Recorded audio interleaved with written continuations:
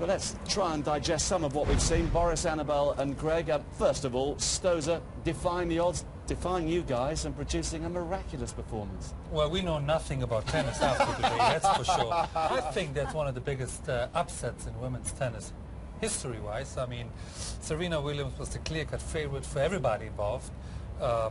Numerous US Open champion, really playing like the champion in all the other rounds before the final. But guess what? Sam Stosur was better, had all the answers throughout the whole match, and the scoreline indicated that 6-2, 6-3. You would expect Serena to have won, but obviously we were wrong. And congratulations to Sam Stosur and Australia. Absolutely. Finally, they have another champion. Absolutely. I mean, Annabelle, you showed us some of Stosur's strengths on the Sky Pad beforehand, but did you really think she was capable of playing just as well as she did out there? Well, she produced all those strengths and played the absolutely perfect match, but I expected Serena to be able to counter it with some of her power play from the back of the court. I thought her defensive skills would be much, much better than they were. But there was an added tactic which I thought was really interesting for Stosur, of that little chip backhand, drawing Serena into the net and then passing her time and time again.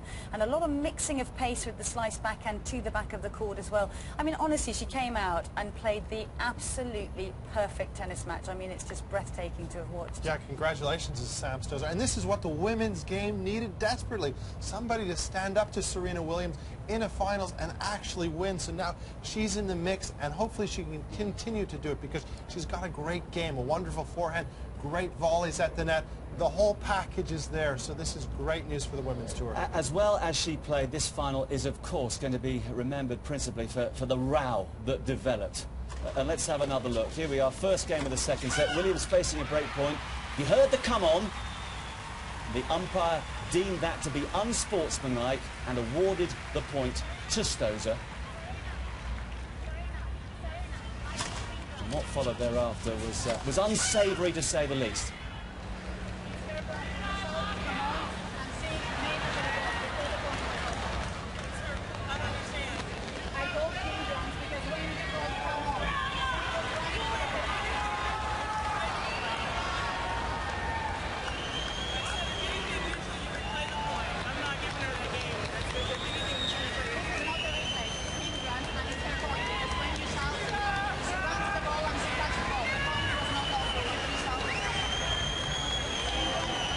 The umpire, Eva Azdaraki, trying to explain how she saw the situation. And Serena's saying, are you the umpire that essentially turned me over last time, referring to when she was disqualified against Kim Clijsters, and saying that's not cool. But she lost the game, has to go down to the other end for the start of the next game, and then we had this stare. And then, culmination of this point, she gets the warning.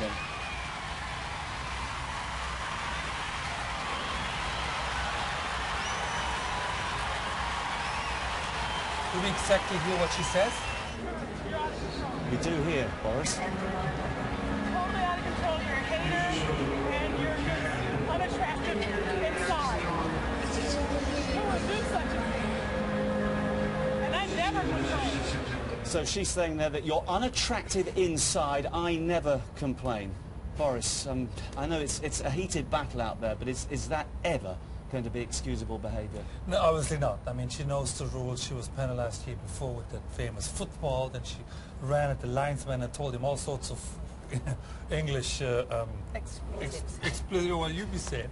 Obviously, she's a veteran, she knows better, but it's a Grand Slam final. The nerves got a hold of her, and she wasn't in control at all anymore with her emotions, and it's unfortunate to see a great champion lose her cool like that. And we've seen it before, of course. We actually thought maybe that would kick-start her, but Stosur, to her credit, refused to lose her concentration. Well, I think that was the moment where we thought that the match possibly would turn, because, with all that going on, I mean, it was extremely electric. It was almost like a bear pit out there, and then the crowd was sort of getting behind Serena, actually, and I thought that Stosur would really sort of maybe crumble under the intense pressure, but she found a way to dig deep, put it all outside. She really refocused herself, and that was the most, impressive thing about how she held up to her, because she was really, really challenging her. That was one of the things that we talked about before the final.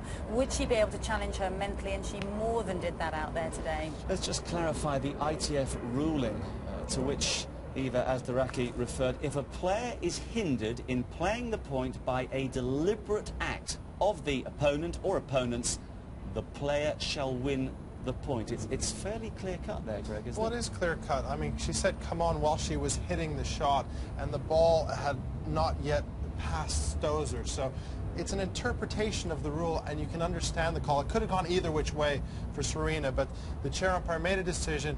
It was a little bit difficult on Serena. She had to accept it, but unfortunately she didn't, and she didn't move on. I mean, it was debatable. It was a winner. I mean, she won the point. Sam Stosur wouldn't have gotten the ball back, but she did touch it. And those are the rules, and they're stretchable at times, and it's the discretion of the umpire how to imply those rules. I mean, technically, umpire was right. It's just now and then they need a bit of more sensitivity, I find, and that certainly turned the match around for Serena. Well, it's good to see there's clearly no hard feelings between the two players. Always difficult for an umpire. I mean, you shouldn't forget, Serena Williams was the clear-cut favorite. All the expectations were on her. Today's 9/11. She's American. She's a proud American. I'm sure all this played a part in the fact that she lost to cool. I mean, she, played against a better player today, but overall, it wasn't the Serena we've seen in the last 6 matches here. But clearly, at the end of the day, what happened out there has actually affected her in terms of how she then went on to perform for the rest of the set.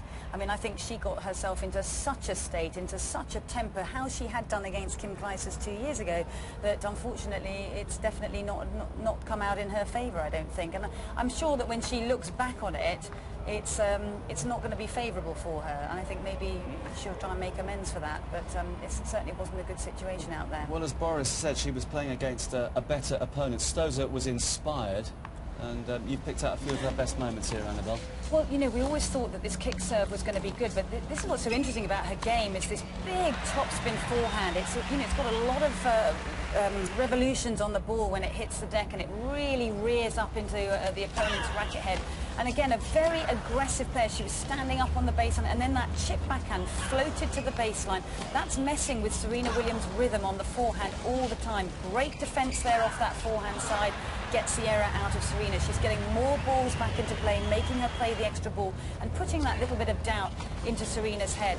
Good return of serve here from Serena, but there you can see the little kind of chip to draw her in. Very interesting tactic. We don't see that often in women's tennis. And then the passing shot back behind her. Again, here we go. The inside-out forehand, that's one of her most devastating weapons. That's something we looked at before the match, but she really, really brought it all out to play. I mean, as we keep saying, it's one thing to have your tactics going into a match. It's quite another one to be able to execute them the way that she did today. Well, that's why she's so great to watch, because she has every shot in the book. She has the slice backhand, she has the heavy topspin on the forehand, she's got the serve, she can volley and do it all on the court. And this is a great moment for all of her team. They've worked hard, and they must be absolutely delighted. Actually, shades of another Australian, Pat Cash, back at Wimbledon in 1987. He sort of made it fashionable climbing up amongst the players and players. Well, I guess that's what they do down under when they celebrate. They break all the rules and climb over things they're not supposed to. But it's good, it's a team effort.